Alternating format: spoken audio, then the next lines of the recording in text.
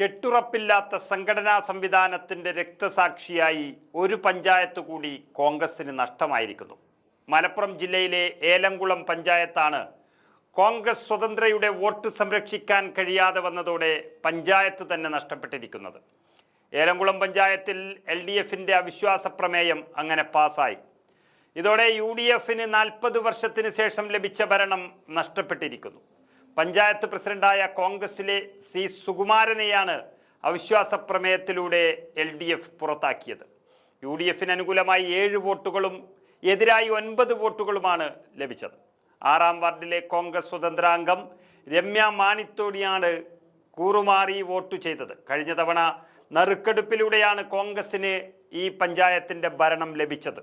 ഇരുപക്ഷത്തും 8 അംഗങ്ങളാണ് ഉണ്ടായിരുന്നത്. അതുകൊണ്ട് തന്നെ കഴിഞ്ഞ തവണ നറുക്കെടുപ്പിലൂടെ ആ ഭാഗ്യം അധ്യക്ഷനെ തെരഞ്ഞെടുക്കുമ്പോൾ 40 വർഷത്തെ ചരിത്രം തിരുത്തിക്കുറിച്ചുകൊണ്ടാണ് UDFന് പ്രസിഡന്റ് സ്ഥാനം ലഭിച്ചത്. EMS നമ്പൂതിരിപ്പാടിൻ്റെ നാട്ടിൽ കോൺഗ്രസ് ഭരണത്തിൻ്റെ കാഹളം മുഴങ്ങിയത്. എന്നാൽ അതിനേറെ ആയുസുണ്ടായില്ല. ഭാഗ്യം കൊണ്ട് ലഭിച്ച ആ ഭരണം കളഞ്ഞുകുളിക്കാൻ ഒരു കോൺഗ്രസ് സംഘത്തെ CPM വിലക്ക് വാങ്ങുന്നത് നോക്കി നിൽക്കാൻ മാത്രമേ കോൺഗ്രസ് നേതൃത്വത്തിനും കഴിഞ്ഞുള്ളൂ. CPMൽ നിന്ന് 40 വർഷത്തിന് ശേഷം പിടിച്ചെടുത്ത ഭരണമാണ് UDF കൈവിട്ടത് എന്ന് പറയുമ്പോൾ വലിയൊരു ആവേശം പാതി വഴിയിൽ കെട്ടിറങ്ങിയതിൻ്റെ വേദനയിലാണ് കോൺഗ്രസ് നേതൃത്വം.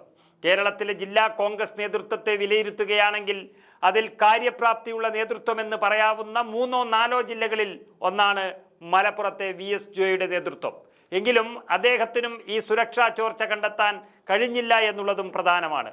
ഏതായാലും 40 വർഷത്തെ കാത്തിരിപ്പിനൊടുവിൽ കിട്ടിയൊരു അധികാരം കൈവിട്ടു പോയിരിക്കുന്നു കോൺഗ്രസിന്. എന്നാൽ ഇത്രയും കാലം ഇല്ലാത്തൊരു ഭരണം കുറച്ചനുഭവിച്ചപ്പോൾ കിട്ടിയ ആവേശവും അധികാരവും പാർട്ടിക്ക് എന്തെങ്കിലും നേട്ടമുണ്ടാക്കി എങ്കിൽ 1 വർഷത്തിനുള്ളിൽ നടക്കാനിരിക്കുന്ന പഞ്ചായത്ത് തെരഞ്ഞെടുപ്പിൽ കോൺഗ്രസിനും UDFനും വലിയൊരു സഹായകമായി അത് മാറും എന്നതിൽ സംശയമില്ല.